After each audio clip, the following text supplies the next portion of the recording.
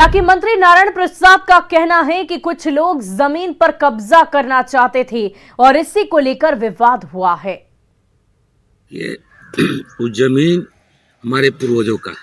हमारे पिताजी लिखाए हैं आज से कम 50 बरस पहले। जमीन आज भी कब्जे पर है, उस पर कोई दिक्कत नहीं है। लेकिन कुछ दिनों से हमारे आवागमन वहाँ कम हो जाने की वजह से वहाँ के कुछ लोग, दबंग लोग जो है, उसको कब्जवारी करने के चक्कर में किए हैं, जो मेरे लड़का के नंबर से किए हैं।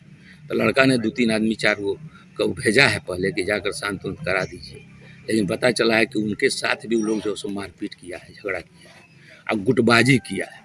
तो बाद में बबलू बाबू यहाँ वहाँ गए हैं अपने सिक्योरिटी के लेके, मतलब कि अपना आर्म्स जो था वो रिवाल्वर और राइफल लेके और गाड़ी से गए। वहाँ जाने के बाद फिर लोग सब सारे लोग उन पर पड़ गए हैं, टूट पड़े हैं। राइफल भी छीन लिए, रिवाल्वर भी छीन लिए और गाड़ी को डैमेज कर दिए।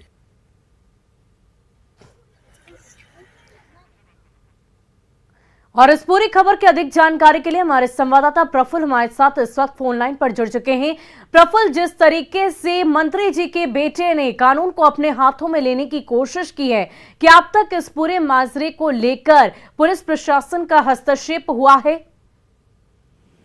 जी, मैं आपको बता दूं कि जब से ग्रामीणों ने इस पूरे घटनाक्रम का विरोध किया और मंत्री के पुत्र के साथ साथ उनके जितने भी समर्थक और सहयोगी थे, उन लोगों को खदेड़ा और पिटाई की गई, उसके बाद से पुलिस प्रशासन मौके पर पहुंची है। लोग जो है वो काफी आक्रोशित हैं और मंत्री की जो गाड़ी है उसे छोड़कर लोग भागे थे, तो गाड़ी को भी लोगों ने घेर रखा है और लगातार जो है वो कार्रवाई की मांग कर रहे हैं।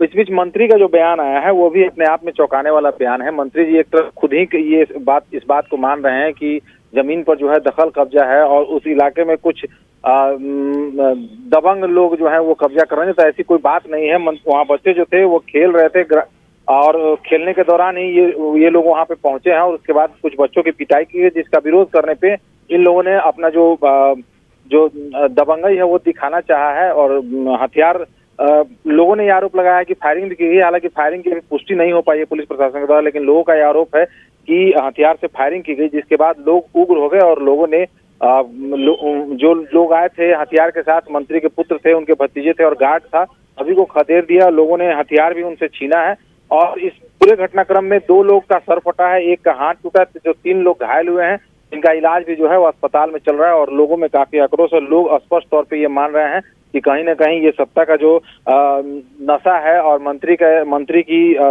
धौंस के कारण उनके बेटे ने इस तरह की घटना को अंजाम दिया है, लोगों के साथ मारपीट की गई, तो उस पर कड़ी कार्रवाई होनी चाहिए।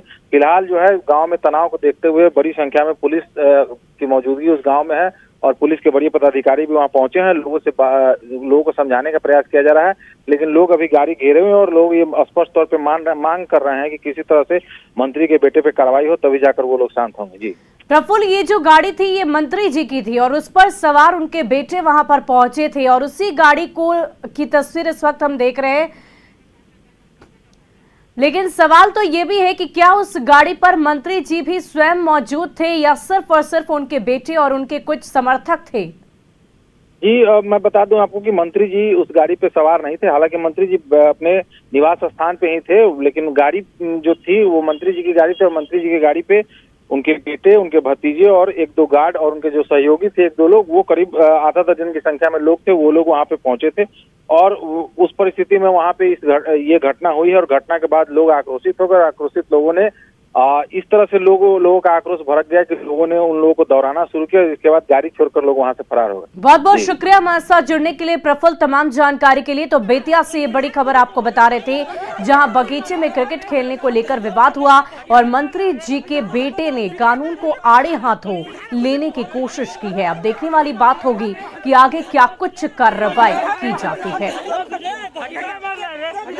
तो तस्वीरें आप देख सकते हैं किस प्रकार मंत्री जी के बेटे, उनके समर्थक और स्थानीय लोग आपस में उलझते नजर आ रहे हैं, एक दूसरे पर दोषारोपण के साथ साथ हाथ और घूंसे चलाते भी नजर आ रहे हैं। इतना ही नहीं, हमारे संवाददाता ने अभी इस बात की जानकारी दी है कि इस पूरे घटनाक्रम के दौरान कई लोग घायल भी हुए हैं।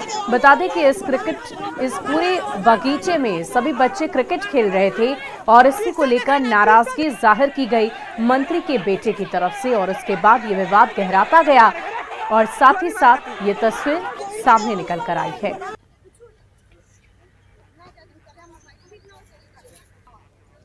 तो तस्वीरें आप ये भी देख सकते हैं कि किस प्रकार मंत्री जी के बेटे खुद मंत्री जी की गाड़ी पर ही सवार होकर आए और अभी उसी गाड़ी की तस्वीर इस वक्त हम आपको आपकी स्क्रीन पर दिखा रहे हैं। देखिए किस प्रकार सभी स्थानीय लोगों के द्वारा मंत्री जी की गाड़ी का घेराव किया गया है।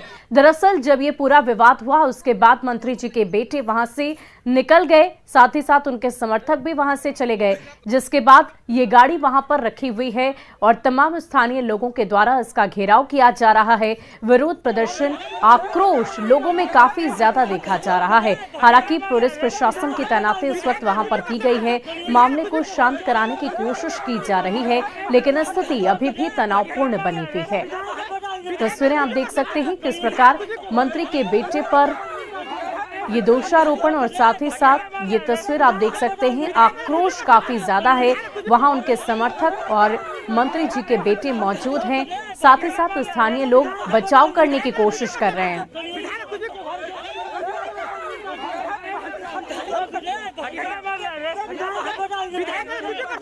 और इस वक्त हमारे साथ खुद मंत्री नारायण प्रसाद जुड़े हुए हैं फोन लाइन पर।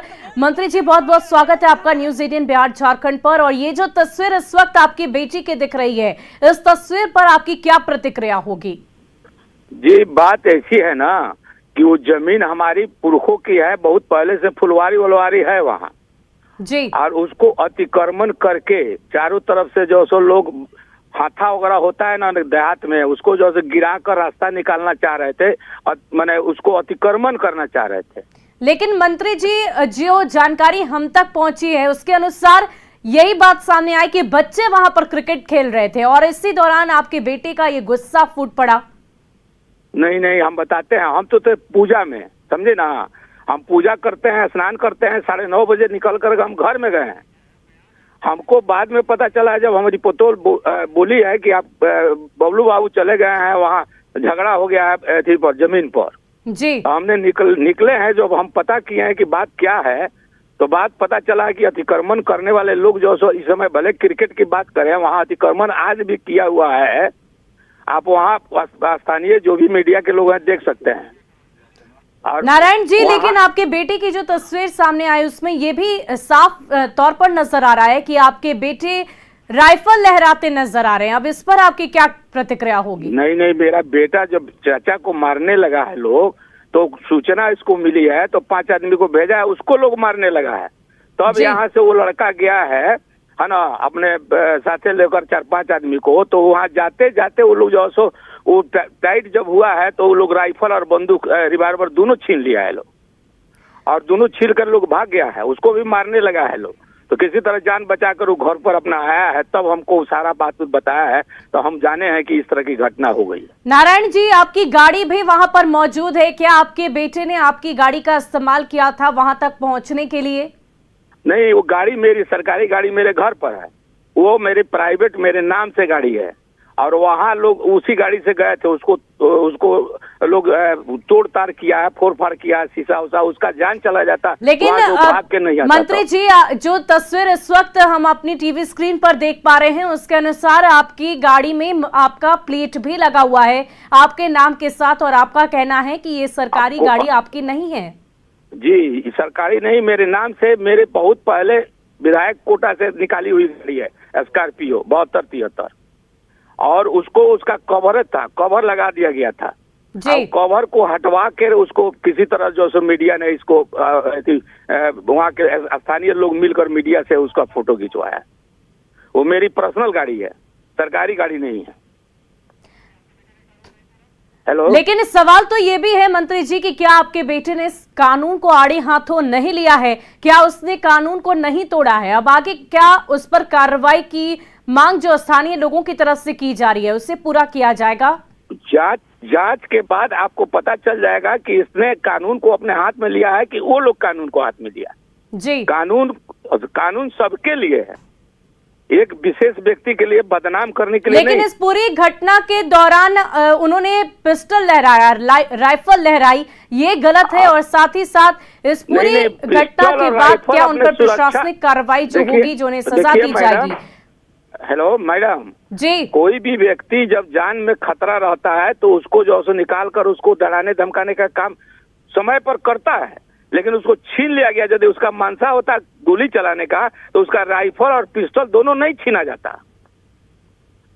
जी, लेकिन अब आगे जो प्रशासनिक कार्रवाई की जाएगी, जो जांच की जाएगी, और इस वक्त जो ग्रामीणों का आक्रोश है इसको लेकर आपका क्या कुछ कहना है? क्या आप स्थानीय लोगों से बातचीत करेंगे, उनसे संपर्क करेंगे, उन्हें शांत कराने की कोशिश की जाएगी? अभी जो घटना घटी है उसके बारे में हर मिनट का हम समीक्षा कर रहे हैं जी, और इसके विषय में कैसे घटी क्या घटी हम तो थे नहीं, और हमारे अनुपस्थिति में इस तरह की घटना घटी है, इसको दुख तो मेरे को है, लेकिन वहाँ स्थानीय कुछ प्रपंच और षड्यंत्र रचकर हमको बदनाम करने की कोशिश की जा रही है। जी, बहुत बहुत शुक्रिया हमारे साथ जुड़ने के लिए, तमाम बातचीत के लिए। तो इस वक्त हमारे साथ मंत्री नारायण प्रसाद खुद जुड़े हुए थे। उन्होंने साफ लहजे में कहा कि उनके बेटे की किसी तरह की गलती नहीं है और साथ ही साथ आगे जांच में जो कुछ भी सच्चाई होगी वो सामने आ जाएगी। दरअसल दोनों का ही कहना यह है कि उनके जमीन पर अतिक्रमण करने की कोशिश की जा रही है स्थानीय लोगों की तरफ से, और इसी गुस्से में, इसी आक्रोश में मंत्री जी के बेटे ने ये कदम उठाया। जो तस्वीरें इस वक्त आप अपनी स्क्रीन पर देख सकते हैं, किस प्रकार वहां पर उनके समर्थक और मंत्री के बेटे स्वयं पहुंचे, स्थानीय लोगों से नोकझोंक हुई और इस तरह की तस्वीर सामने आई है।